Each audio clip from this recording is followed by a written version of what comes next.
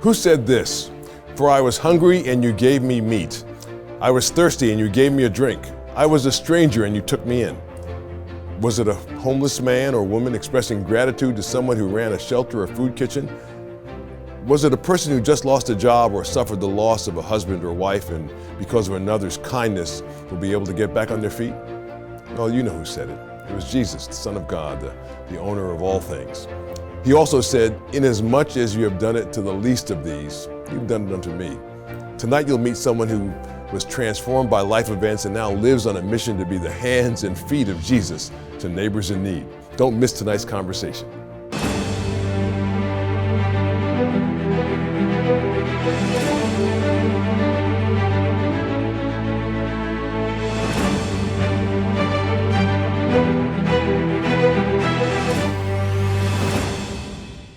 Imagine this, you've graduated from college, you have a good job, a corporate position with plenty of upward mobility, and you get a diagnosis that stops you in your tracks. What do? Do you sink into despair like most of us would? Do you get angry with God? Or do you focus all your energy on finding a cure? Our guest tonight, Kathy Anderson Martin, had one of these conversations with her doctor in the year 2000. Seems like a long time ago, right? In the weeks and months that followed, something happened. She had an entirely new perspective on life and on a new career path, a path only God could design. Kathy and her husband, John, live in central Pennsylvania with 2 daughters, and today those youthful ambitions in corporate America have given way to service for organizations like the Salvation Army, and now as executive director of Midwest Food Bank of Pennsylvania. Kathy, thanks for being here. Thank you for having me. And just delighted to have you here. You're a native Pennsylvanian? You're from here originally? I am, central Pennsylvania, yes. Yeah. What town?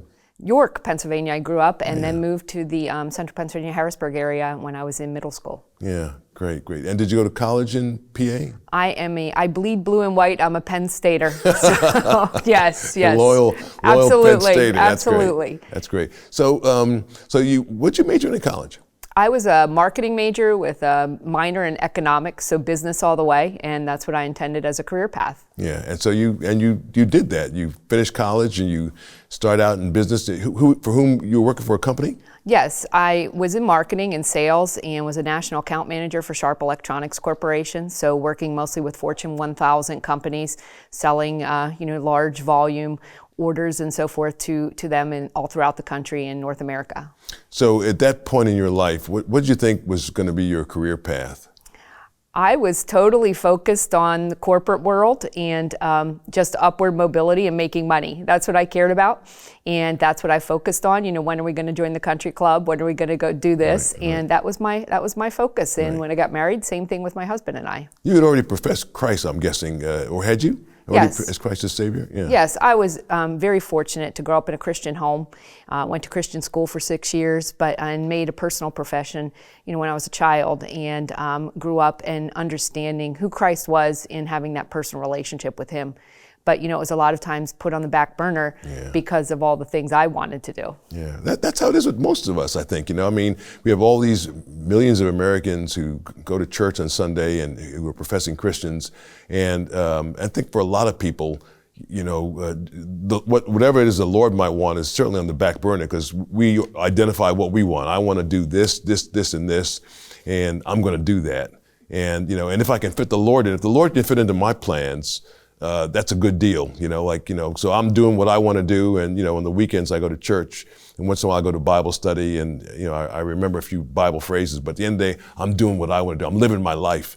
And, right. and here it is. So in 2000, what happens? You get a diagnosis of some kind? Yes, my husband and I were actually on the list to adopt a child, so that was our focus. We were changing our life to think we're going to get a baby someday, and that could be when you're on the list in a week or a year. And I found out, long story short, I had an atrial septal defect, congenital heart defect, a big hole in my heart I never knew I had. The circumstances of finding that diagnosis are quite miraculous. I had a pain that the doctor said was in no way medically related, and would need open heart surgery to repair that. So we thought we'd take our names off the adoption list. That was on a Thursday when I got the diagnosis, but some other things happened within the next 10 days. We got the call. I didn't get the make the call to the adoption agency. They called and said, "Congratulations, you have a baby." We figured that was the baby for us because that God had for us, because the timing was terrible in our minds. Right. And a week later, our perfect daughter was fine, and a week later was ironically diagnosed with the same thing I was diagnosed with 10 days before, a hole in her heart. So it was a 10-day time period, not just my health, but getting a new child, and then her having the same condition. Did you have an operation? I did. The doctors, so we got our daughter, and a couple months later, our daughter was sick, was in congestive heart failure at a week old. Wow. I was told, you can't wait. She had a feeding tube. I mean, it was terrible, everything. She had a feeding tube, all kinds of things. And doctor said, you can't wait. You have to have this surgery, because it's one of those things when you have symptoms, it's too late. So I had open heart surgery, and we had round the clock help of people, because I couldn't even hold her when I was, came home from the hospital and recovering.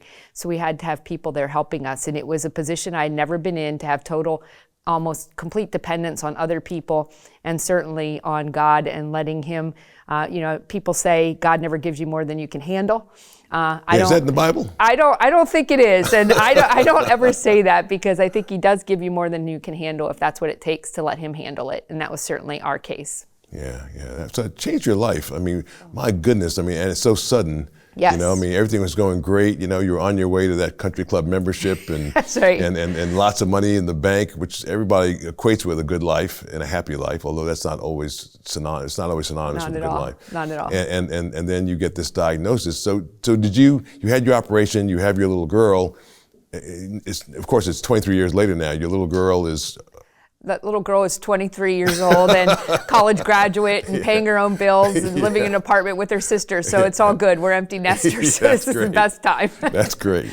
That's great. But your career, so was it an immediate stop to your career, or did you immediately reassess and say, well, why am I doing this? Well, again, I had everything wired so that when we adopted, I would still work at my job and be like an independent contractor, still make money, have my own hours. So I had it all wired. Of course, when I didn't factor in the heart condition. And when that happened, I couldn't go back to my job, but I still needed to do something a few months afterwards. And a friend said at a charity, said, hey, do you want to do our development work? And I said, sure, I'll do that. Because he said it could be totally on your own terms and your own hours. I didn't even realize what it was, that it was fundraising for the charity. I thought they were going to build something. And that's how I got into the nonprofit space. And I always say it was a God thing, because I never would have chosen to do that. Yeah, for yourself. Yeah, yes. Yeah. It's amazing how God places us, and how he causes us to reassess. Yes. Sometimes, it's hard for humans, God has lots of ways of getting our attention. That's right. And he did big time with me. Yeah. Yes. Yeah. So now here it is, some years later, you end up working with the Salvation Army, and then running the Midwest Food Bank in Pennsylvania. That's not affiliated with any national. No, Midwest Food Bank is a national organization. It was actually established in 2003 by a farmer in his barn in Illinois, who said, the United States produces more than enough food, but yet so many people need food.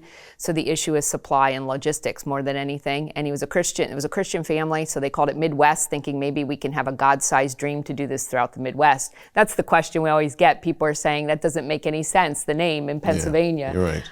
But there are 10 locations throughout the country as an organization, rescuing and distributing over $400 million worth of food. But we're independent because of our faith basis and just how we operate and do things, which if we were with, within other programs and so forth, there would be some restrictions that aren't acceptable to us in how we do things. And so you're able to share the gospel with people. You're able to give somebody a Bible if they want one. Oh my, yes. Our mission is to share the love of Christ by alleviating hunger. Yeah. So and how many people are hungry? Do you estimate? Even where in the central part of our state? Well, our office, we're based in Middletown, Pennsylvania, and we provide food to about 200 agencies that are feeding about 208,000 people throughout Pennsylvania, central Pennsylvania, and eastern. And then we do go into New York and New Jersey to some degree. But 208,000 people. And we're barely skimming the surface. Our agencies are reporting right now, given economics and inflation, 25% plus increases. I know the Salvation Army Harrisburg, where I worked, and we had a very robust food assistance. Midwest provides food to the Salvation Army. They're scheduling appointments to schedule appointments for the food pantries. Yeah. So that is not we're skimming the surface, on what we can do and how we can do it. So how is it that, I know some people watching are saying, well, how is it that so many people are, is it hungry or they have what's called, I guess now, food insecurity? Is it lack of income, or is it because people are addicted to substances, or is it because they come from home settings where there's just tremendous instability? Or is it a combination thereof? I was going to say, if this were a multiple choice, it would be E, all of the above. Because they're the chronically poor, in need folks, that are always looking for help and so forth. And Jesus said, you always have the poor with you, seniors and so forth, and fixed incomes. Certainly, as inflation, food costs and basic needs costs have been some of the highest. The things increasing in price and most affected by inflation. So you're seeing more and more, people being impacted that have even working poor as a term, but certainly addiction. We have a lot of programs and partners more and more sending food packs home with kids. And to me, that's a very vulnerable population, regardless of what you want to say, what's happening in the home, whether it's addiction or bad decisions or whatever. A child shouldn't be hungry.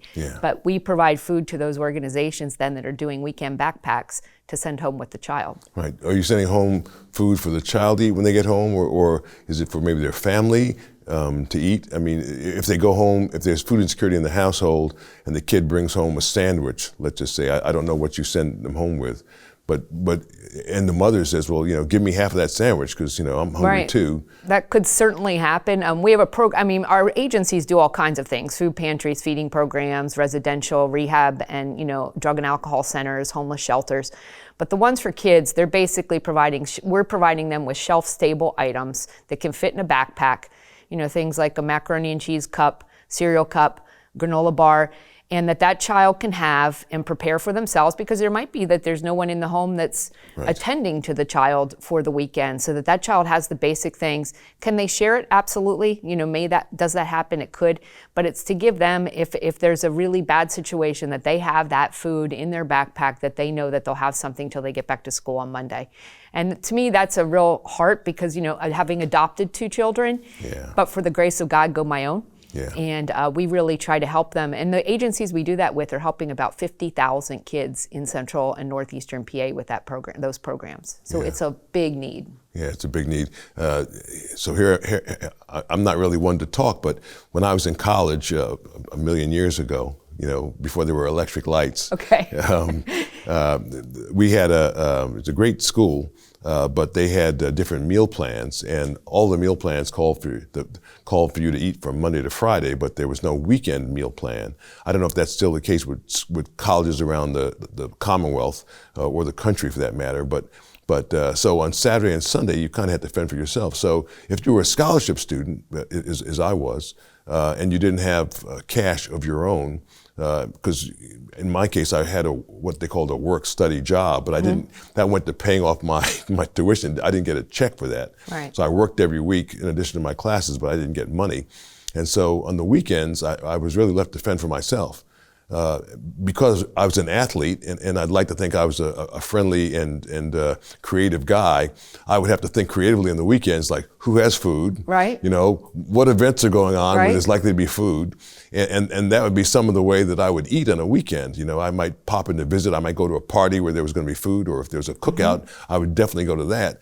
But you couldn't count on that every weekend, and so I guess looking back on it, even as a college student, there were probably a number of college students, and maybe even still today, who have food insecurity because maybe they're not covered on the weekends. Maybe their meal plan doesn't cover them on the weekends, or if they live off campus and their tuition is paid, they may not have the money to pay for their meals. Maybe their rent's paid, but they don't have actual food money. We actually have some college programs, and we are, as a food bank, we're giving the food to the pantries and the programs as opposed to the end user, the individuals. So we have a warehouse, we're giving it by the cases and pallets and truckloads, and we give it to them free of charge. But we actually have some colleges, and it's not really the college, but like a program within the college, that come and get food and have in campus pantries to help the students. And that's even happening at the elementary, middle, and high school level. That it's more and more common for schools to have in-school pantries because of the needs. And those are we want to help everyone that comes to us, but those are the ones I think we're really compelled to, again, because it's the child, it's not, and they're observed needs. They're the child that maybe the parent isn't going to the Salvation Army to sign up for help, but the nurse sees. We had an instance, the nurse was dealing with a high school girl who kept coming to her for saltine crackers, and the nurse was like, something's not right. Well, they found that there was no food at home. And in a nice neighborhood, you'd think, oh, they made a call to see and came to us for help, because you just wouldn't have expected that with that child. And that's a child that would have fallen through the cracks without the school personnel being alert to that. What kind of food are you providing? I mean, and where do you get your food from? That's what everybody asks, and the majority of it is rescue, and I say that the United States wastes about 40% of our food supply annually. So we are constantly looking for opportunities and have national agreements with things like Kellogg's and so forth, but also warehouses. And so explain to everybody watching what food rescue is, because some people say to themselves, well, that means you're going to a dumpster and not you're that. looking for like a box that hasn't been opened yet. No, we haven't hit that point yet. But no, it's maybe Kellogg's overproduces Raisin Bran, or maybe the retailer rejects a load of lettuce because they don't like how the first case came off, or there's too much lettuce that they can't, so they will reject it. And we have a network nationally and then locally within our local office to look for those things and get that food and then bring it into our warehouse. Best by dating is a big thing. I used to, as soon as it hit the best by date, throw it in the trash. Right. That's not so much a thing. And the manufacturers, they're not going to give us food that's going to make someone ill. Yes, exactly but it's something the retailer isn't going to sell because it's the best buy is October, when it might be okay to October a year from now. That's right. So we bring those things in and then we give it to these agencies who in turn, and that's a differentiator with Midwest, we give it to the agencies free of charge. A lot of food banks actually charge them for the food. So they're able to get items from us that they can then go out and have their various ministries. A lot of churches, a lot of secular agencies, some use us exclusively, some as a secondary source, as because they're seeing so many more people. Well, that's such a needed thing. I think this is probably shocking to a lot of people, because we live in the land of plenty. I mean, there's a reason why people want to be here. My mother's an immigrant. She came to this country a long time ago, but so many Americans have that in their past. I mean, everybody that's here is from someplace else. Absolutely. And people come here because there's opportunity. And but you don't think to yourself that, like in Pennsylvania alone, 208,000 people are and that's struggling. Just the center part of the state, and like I say, skimming the surface. Wow. Yeah. Wow, that's just a huge challenge.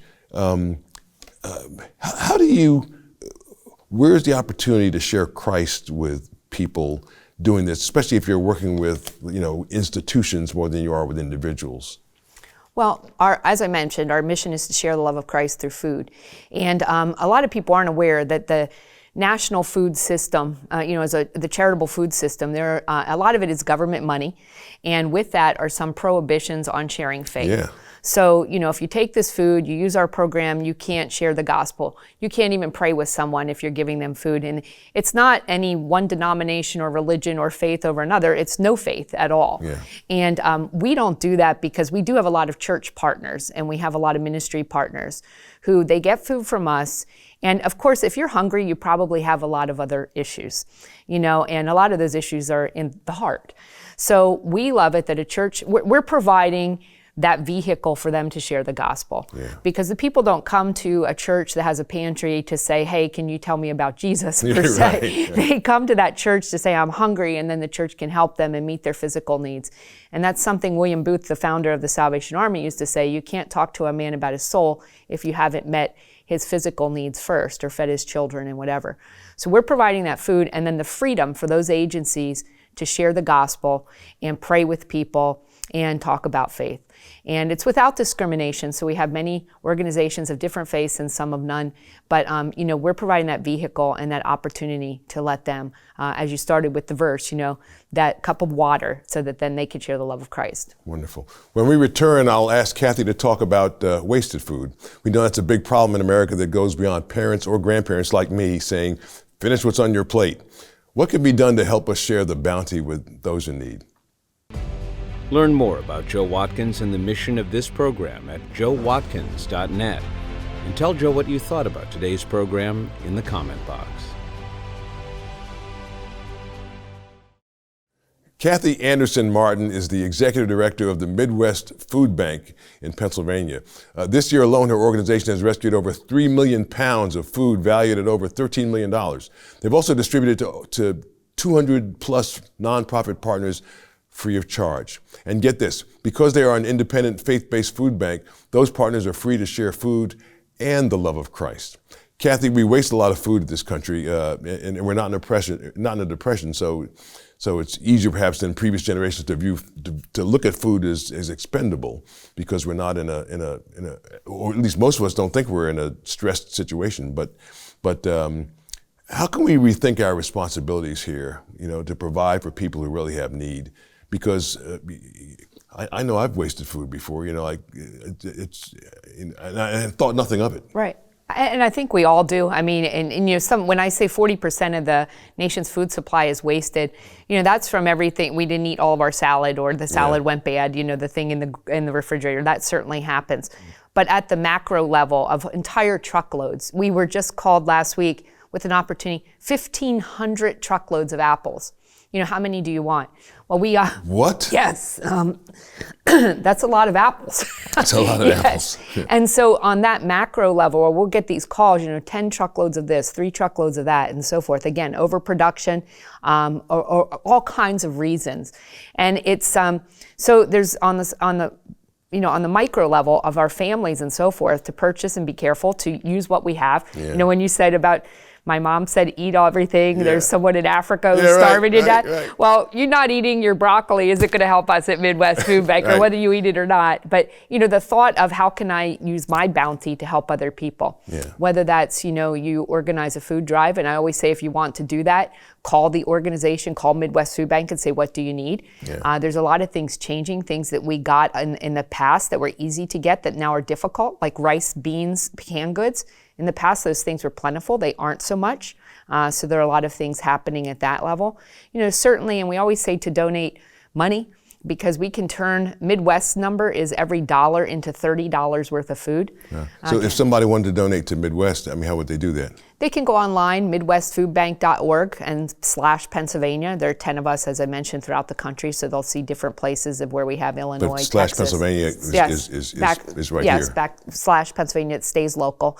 And, and again, that's economies of scale. For that dollar, we can turn it into $30 worth of food because of the rescue operation. The food is free, quote unquote, but we still need to pay for the transportation, which those costs are increasing, to go get the food, bring it back, warehouse it, and then take it out. So it still has a cost, but we can use those dollars more than you could go to the grocery store, buy something, and give it to us. Yeah. This discussion it also makes me so thankful for what I have. I think we take for granted so often, the fact that most of us can eat several meals a day if we so desire, and snacks in between. When I was a kid and my parents would say to me, eat everything on your plate, and there was some yucky meal that I'd say, and they'd say, well, why do I have to eat it? It's because there are kids starving in this country, that country. And I used to say to myself, I wouldn't say it to them, but I'd say, well, send it to them. I bet those kids won't want it either. Even if they're starving, they don't want to eat this. Right. But that's not so. In other places where there isn't food, people are grateful for whatever they can get, and I just think of how wrong my attitude was, and sometimes still is. Given the fact that it's a foregone conclusion. My thoughts center around what am I going to eat today? To please myself. And here it is. There are people that are hungry, that we all can help. Right. And that's absolutely true. I told my kids, having this, my favorite word is perspective. Yeah. We think we have it tough, but you meet someone else who has it a lot tougher. Yeah. But I used to tell my kids, it's not just having the food in our house, and you said that as well. You have a choice of what you want to eat. This morning I had my breakfast. I could have eaten 10, 20, 30, 50 things in my house. When we give food to the agencies, and a lot of cases they're giving, grocery orders to these families that come in, you get what they have. Yeah. So having, we don't look at that blessing of, I have all these choices. And Midwest actually has locations in Kenya and Haiti. Yeah. And so we've shipped 1 million meals to Ukrainian refugee camps, the rice and bean kits. Wow. So there's different levels of, here's what you have, and at different levels of hunger, people are thankful for that. Yeah, yeah. Well, I think our viewers can see what I and our entire staff here at Lighthouse TV have seen today, that Kathy loves God and she loves her neighbor as herself. Our thanks to Kathy for being open and allowing people to see the big transformation God's done in her life. We'll be right back with our great producer, Jeff Coleman. You're watching Joe Watkins' State of Independence on Lighthouse TV. Positively different. Share your comments about today's program in the comment box at joewatkins.org.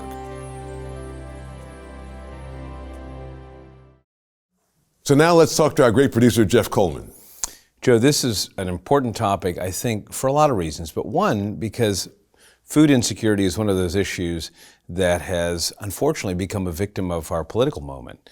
You think about people who care about people who don't have enough to eat, or maybe they're a little woke, or maybe they're a little center left in their political viewpoints. So it keeps us, this paralysis almost, from saying we know as Christians or people of faith in general we should be doing something about this. But because it doesn't fit, or because it is not on our favorite news channel at the particular time, we don't feel the urgency to address it. Yeah. So many of the things we care about are being generated by the people who are writing the headlines in our favorite news sources. So if the numbers of X number of thousands of children going to bed hungry are not front and center for us, we don't feel the need often to confront it. Do you think there's some even conservative families who maybe are embarrassed that they have a food need and just say, I'm going to suck it up? Absolutely. It's food or any other human need. If you live in a certain neighborhood and you've achieved a certain lifestyle, to admit that you have a need feels like it's all gone and you're losing control of your life. But that's the beauty, I think, of our faith, is that it is at the point of need and total reliance and total dependence on God that God seems to want to bring all of us to. Yeah, amen, brother. Food's a good way to get there. Yes, brother. President Franklin Delano Roosevelt declared an aspiration for America that we would one day have freedom from want. But Scripture tells us that the poor will always be with you. Did you ever think that God could wipe out hunger and homelessness with a single word? If He said it, there'd be no more want, no more hunger. But maybe He allows us to have hunger side by side with so much plenty to remind us to remain dependent on Him and to remind us that we're His hands and feet on this earth. If today's conversation with Kathy encouraged you, let me know. There's a comment box on my website at joewatkins.org that goes to me, and I'll read the comments and reply to each one. I love to see how God used the program in your daily life and circumstances. From America's First Capital, Philadelphia, I'm Joe Watkins. For Jeff Coleman and the team here at Lighthouse TV, thanks so much for watching. God willing, we'll see each other again next week.